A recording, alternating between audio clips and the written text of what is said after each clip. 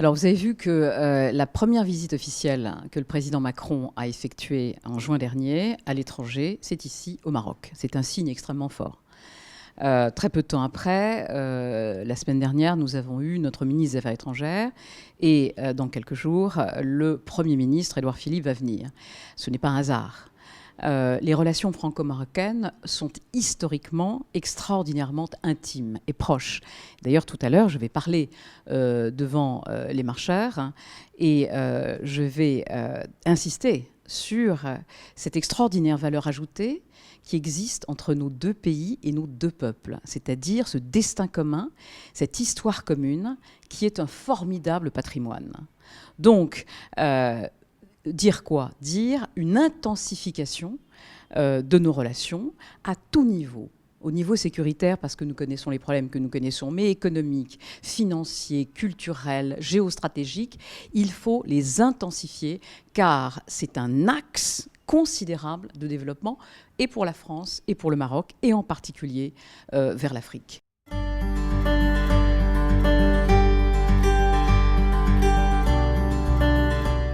Excellent, parce que c'est un geste que le roi, Sa Majesté le roi, a fait, un geste géostratégique qui est de revenir à l'Union africaine.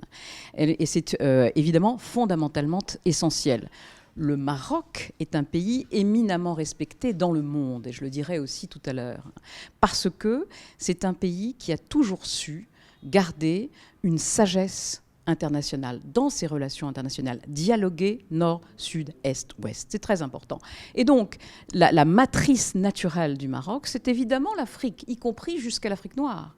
Et pour des raisons évidentes d'histoire de la France, la matrice de développement de la France est également en Afrique. Et donc moi, ce qui m'intéresse, et c'est le sujet de ma conférence tout à l'heure, c'est justement de considérer et d'expliquer pourquoi, à mon sens, le Maroc est le pilier de la stratégie de développement en Afrique de la France et plus globalement de l'Europe.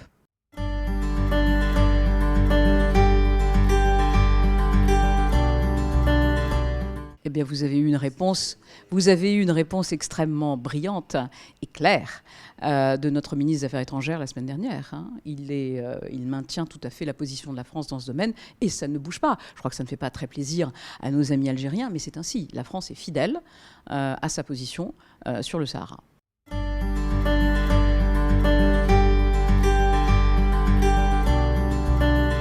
Alors écoutez, je ne vais pas vous faire toujours la même chanson sur la nécessité de défendre l'évolution des femmes. N'empêche que cette chanson, il faut continuer de la chanter parce qu'elle est essentielle et en particulier dans certains pays. Depuis 15 ans, moi j'anime des déjeuners de femmes à Paris sur tous les sujets possibles et imaginables. Ça permet à des femmes de tous métiers, de tous horizons de se rencontrer.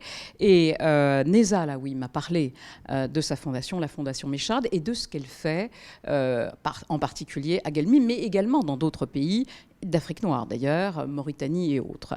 Alors nous allons aller porter un regard précis sur les avancées de ce que fait cette fondation, en particulier pour ces femmes, cette coopérative qui fabrique du couscous, et voir comment, et ça c'est un sujet qui me tient beaucoup à cœur également, les jeunes filles, les petites filles et les jeunes filles doivent cesser de s'occuper de tâches ménagères et en particulier d'aller chercher de l'eau parce qu'il y a des villages où il n'y a pas de puits et donc il va y avoir la mise en place aussi d'un puits. Je ne crois pas aux grands projets, aux projets géants parce que la vie des gens, c'est une vie au quotidien. Et quand vous apportez des solutions pragmatiques et précises pour chaque petit village, eh bien, c'est un acquis. Pour chaque enfant, c'est un acquis. Pour chaque femme, c'est un acquis. Et c'est comme ça que nous construisons un meilleur monde.